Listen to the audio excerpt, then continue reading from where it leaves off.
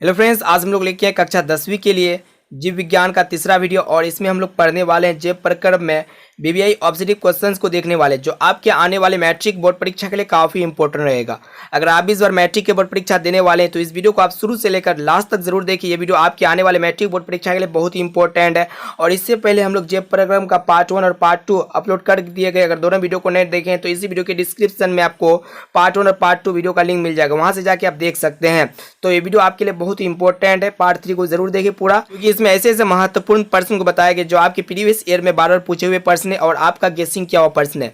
तो जल्दी से वीडियो को लाइक कर दीजिए। उससे पहले हमारे चैनल पर नए हैं तो चैनल को सब्सक्राइब करके बेल आइकन को प्रेस जरूर कर देना। तो देखते हैं आज का प्रश्न। आइए देखिए, आज का जो पढ़ाना प्रश्न है ये भी मोस्ट इंपोर्टेंट प्रश्न है। देखिए यहाँ पे क्या करा है कि रक्त का थक्का बनाने में सहायक होता है, यानी कि कौन जो है रक्त का थक्का बनाने में सहायक होता है। देखिए ऑप्शन ए में आपका दिया हुआ है लाल रक्त कोशिका, जिसे हम लोग कहते हैं आरबीसी। बी में दिया हुआ है श्वेत रक्त कोशिका, जिसे हम लोग कहते हैं डब्ल्यूबीसी। और सी में आपका दिया हुआ है रक्त विमाणु। और डी में कोई नहीं, और रक्त विमाणु जिसे हम लोग कहते हैं प्लेटलेट्स। तो देखिए यहाँ पे क्या बोल रहा है कि रक्त का थक्का बनाने में कौन सहायक होता है, रक्त विमाणु, यानी हम लोग जिसे कहते हैं प्लेटलेट्स। तो हमारे से उत्तर हो जाएगा ऑप्शन नंबर सी, रक्त विमाणु। अब आइए अगला प्रश्न देखते हैं। देखिए यहाँ पे हमारा जो दूसरा नंबर प्रश्न है ये भी मोस्ट इंपोर्टेंट प्रश्न है। यहाँ क्या कह रहा है कि पाचन क्रिया पूर्ण होती है, यानी कि किसमें पाचन क्रिया पूर्ण होती है। देखिए पाचन का प्रमुख हिस्सा छोटी आंत में होता है, ठीक है। तो हमारा से उत्तर हो जाएगा ऑप्शन नंबर सी, छोटी आंत। अब आइए अगला प्रश्न देखते हैं।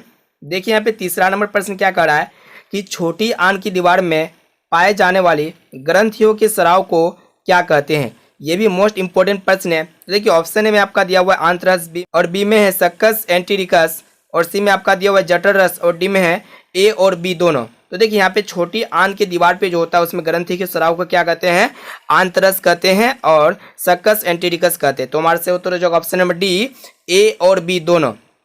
अब आइए अगला प्रश्न देखते हैं। देखिए ये भी मोस्ट इंपोर्टेंट प्रश्न यहाँ क्या कह रहा है कि एक वयस्क मनुष्य के कितने दांत होते हैं, यानी कि एक वयस्क यानी कि जो एडल्ट जवान मनुष्य है उसके कितने दांत होते हैं। देखिए ऑप्शन ए में आपका दिया हुआ 28, बी में 30, और सी में 32, और डी में है 34। तो एक वयस्क मनुष्य के टोटल 32 दांत होते हैं। तो हमारे से उत्तर हो जाएगा ऑप्शन नंबर सी, 32। अब आइए अगला प्रश्न देखते हैं। देखिए यहाँ पे पांचवा नंबर प्रश्न हमारा जो है कि मछली के हृदय में कोष्ठकों की संख्या है। ये भी मोस्ट इंपोर्टेंट प्रश्न है। तो देखिए मछली के जो हृदय होता है उसका हार्ट होता है, उसमें कोष्ठकों की कितनी संख्या होती है, तो उसमें कोष्ठकों की संख्या होती है मछली के 2। तो हमारे से उत्तर हो जाएगा ऑप्शन नंबर ए, 2। अब आइए अगला प्रश्न देखते हैं। देखिए यहाँ पे छठा नंबर प्रश्न क्या है कि स्वाद कलिकाएं पाई जाती है। ये भी मोस्ट इंपोर्टेंट प्रश्न है। तो देखिए ऑप्शन ए में आपका दिया हुआ है अग्नाशय की ऊपरी सतह पर, बी में है जीभ के ऊपरी सतह पर, और सी में आपका दिया हुआ है अग्नचवर्णक पर, और डी में है ग्रसनरी के भीतरी दीवार पर। तो हमारा सही उत्तर हो जाएगा जीभ के उत्तरी सतह पर, यानी कि ऑप्शन नंबर बी हमारा बिल्कुल सही उत्तर है। अब आइए अगला प्रश्न देखते हैं। देखिए यहाँ पे सातवां नंबर प्रश्न मोस्ट इंपोर्टेंट है कि अमाशय के अग्रभाग को क्या कहते हैं, यानी कि अमाशय के आगे वाले भाग को क्या कहते हैं। अमाशय के अग्रभाग को कार्डियक कहते हैं। तो हमारे से उत्तर हो जाएगा ऑप्शन नंबर सी, कार्डियक। अब देखते हैं अगला प्रश्न। देखिए यहाँ पे आठवां नंबर जो प्रश्न हमारा कि मुख गुहा का पिछला भाग कहलाता है। देखिए ऑप्शन ए में आपका दिया हुआ है ग्रसनी, और बी में आपका दिया हुआ है ग्रासनली, और सी में है ग्रहणी, और डी में अग्नाशय। तो देखिए ग्रासनली एक लंबी नली होती है जो अमाशय में खुलती है। तो हमारे से उत्तर हो जाएगा ऑप्शन नंबर बी, मुख गुहा का पिछला भाग क्या कहलाता है, ग्रासनली कहलाता है, और इसी के माध्यम से भोजन जो है अंदर तक जाता है। अब आइए अगला प्रश्न देखते हैं। देखिए यहाँ पे 9वां नंबर जो प्रश्न यहाँ पे क्या कह रहा है कि निम्नलिखित में कौन सजीव के मुख्य लक्षण है, यानी कि यहाँ पे कह रहा है कि कौन जो है सजीव के मेन लक्षण होता है। ऑप्शन ए में आपका दिया हुआ है स्थानांतरण, बी में श्वसन, और सी में आपका दिया हुआ है प्रकाश संश्लेषण, और डी में है इनमें से सब। देखिए ऐसे में तो सजीव के लक्षण क्या होते हैं, श्वसन होते हैं, और इसके साथ साथ उत्सर्जन भी होते हैं और प्रजनन भी होते हैं। तो यहाँ पे क्या पूछ रहा है कि कौन सजीव के मुख्य लक्षण होते हैं। तो हमारे से उत्तर हो जाएगा ऑप्शन नंबर बी, श्वसन। अब आइए अगला प्रश्न देखते हैं। देखिए यहाँ पे 10वां नंबर प्रश्न जो हमारा है कि छोटी आंत एवं बड़ी आंत के जोड़ पर पाए जाने वाले एक छोटी नलीनुमा रचना को क्या कहते हैं। तो इसे हम लोग कहते हैं सीकम। और छोटी आंत बड़ी आंत के जोड़ पर जो पाए जाने वाले छोटा छोटा नलीनुमा रचना होती है इसे हम लोग क्या कहते हैं, सीकम कहते हैं, यानी कि ऑप्शन नंबर ए हमारा बिल्कुल सही उत्तर हो जाएगा, सीकम। अब आइए अगला प्रश्न देखते हैं। देखिए ये भी मोस्ट इंपोर्टेंट प्रश्न है। यहाँ पे क्या करा है कि प्रकाश संश्लेषण प्रक्रिया का मुख्य उत्पाद क्या है? तो देखिए ऑप्शन ए में आपका दिया हुआ है ग्लूकोज, बी में ऑक्सीजन और सी में आपका दिया हुआ है जल और डी में आपका दिया हुआ है कार्बन डाइऑक्साइड।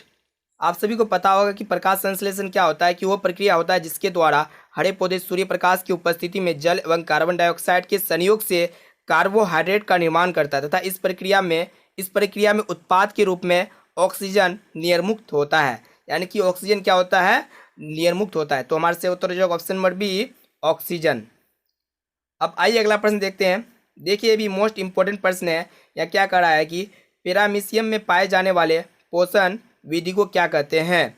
ऑप्शन ए में आपका दिया हुआ है सौर पोषण, बी में मिर्चजीवी पोषण और सी में आपका दिया हुआ है परजीवी पोषण और डी में आपका दिया हुआ है प्राणी संपोषण। तो देखिए पैरामीशियम में जो पाए जाने वाला शोषण होता है, पोषण होता है, उस विधि को हम लोग कहते हैं प्राणी संपोषण। तो हमारे से उत्तर हो जाएगा ऑप्शन नंबर डी, प्राणी संपोषण। अब आइए अगला प्रश्न देखते हैं। देखिए यहाँ पे 13 नंबर प्रश्न मोस्ट इंपॉर्टेंट है कि निम्नलिखित में किसे प्रकाश संश्लेषी अंगक कहते हैं? यानी कि प्रकाश संश्लेषी अंगक किसे कहते हैं हम लोग? हरित लवक या फिर क्लोरोफिल को प्रकाश संश्लेषी अंगक कहते हैं। तो हमारे से उत्तर हो जाएगा ऑप्शन नंबर डी, हरित लवक। अब आइए अगला प्रश्न देखते हैं। देखिए यहाँ पे 14 नंबर जो प्रश्न ये भी मोस्ट इंपॉर्टेंट है। इसमें जठर ग्रंथि की कौन सी कोशिका हाइड्रोक्लोरिक अम्ल का स्राव करती है? तो देखिए भीतीय कोशिका जो होता है ना, यह जठर ग्रंथि हाइड्रोक्लोरिक अम्ल का स्राव करती है। तो हमारे से उत्तर हो जाएगा ऑप्शन नंबर ए, भीतीय कोशिका। अब आइए अगला प्रश्न देखते हैं। तो देखिए यहाँ पे 15 नंबर जो प्रश्न है कि क्या कह रहा है कि मनुष्य के मुख गुहा के कितने जोड़े लाल ग्रंथियों में पाई जाती है? तो ये भी मोस्ट इंपॉर्टेंट है। देखिए ऑप्शन में आपका दिया हुआ 1, बी में है 2 और सी में 3 और डी में आपका दिया हुआ है 4। तो देखिए मनुष्य के मुख गुहा में 3 जोड़े जो होता है लाल ग्रंथि में पाई जाती है। तो हमारे से उत्तर हो जाएगा ऑप्शन नंबर सी, 3। अब आइए अगला प्रश्न देखते हैं। देखिए यहाँ पे 16 नंबर प्रश्न यहाँ पे क्या कह रहा है कि इनमें कौन सी रचना द्वारा अमीबा में भोजन का अंतर्ग्रहण होता है? तो देखिए कूटपाद की सहायता से अमीबा क्या होता है? भोजन का अंतर्ग्रहण करता है। तो हमारे से उत्तर हो जाएगा ऑप्शन नंबर ए, कूटपाद। अब आइए अगला प्रश्न देखते हैं। देखिए यहाँ पे 17 नंबर जो प्रश्न है हमारा क्या कर रहा है कि पेप्टोन पेप्टाइड्स को निम्नलिखित में किस रूप में तोड़ता है? यानी कि पेप्टोन जो है पेप्टाइड्स को निम्नलिखित में कौन से रूप में तोड़ता है? ये एमिनो अम्ल में तोड़ता है। तो हमारे से उत्तर हो जाएगा ऑप्शन नंबर ए, एमिनो अम्ल। अब आइए अगला प्रश्न देखते हैं। देखिए यहाँ पे 18 नंबर जो प्रश्न है कि कोशिका के किस भाग में सजीवों के सारे गुण विद्यमान रहते हैं?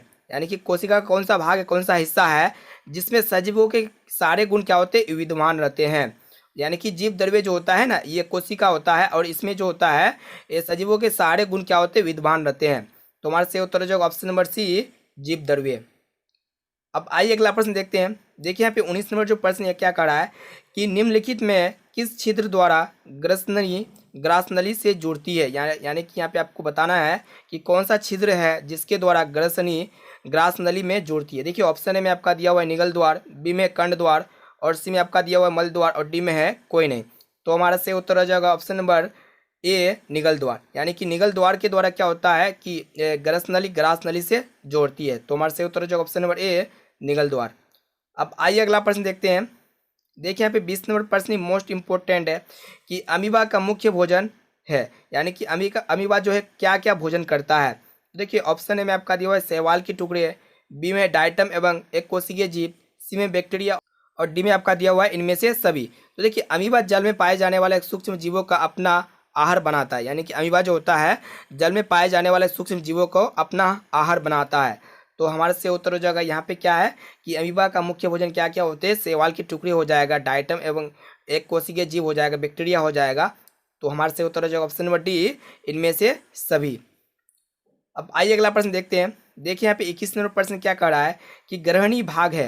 यानी कि ग्रहणी भाग जो है किसमें होता है? देखिए मुख गुहा का है या फिर अमाशय का है या फिर छोटी आंत का है या फिर बड़ी आंत का है? तो ग्रहणी भाग छोटी आंत का होता है।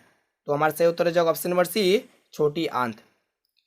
अब आइए अगला प्रश्न देखते हैं। देखिए यहाँ पे 22 नंबर जो प्रश्न है कि वह विधि जिसमें जीव पोषक तत्वों को ग्रहण कर उनका उपयोग अपने वृद्धि एवं जनन के लिए करते हैं उन्हें क्या कहते हैं? देखिए ऑप्शन ए में आपका दिया हुआ अंतर्ग्रहण, बी में परपोषण, सी में पोषण और डी में है स्वपोषण। तो पोषण के द्वारा क्या होता है? कोई भी जीव भोजन को ग्रहण कर लेता है और अपने वृद्धि एवं जनन के लिए करते हैं। तो हमारे से उत्तर हो जाएगा ऑप्शन नंबर सी, पोषण। अब आइए अगला प्रश्न देखते हैं।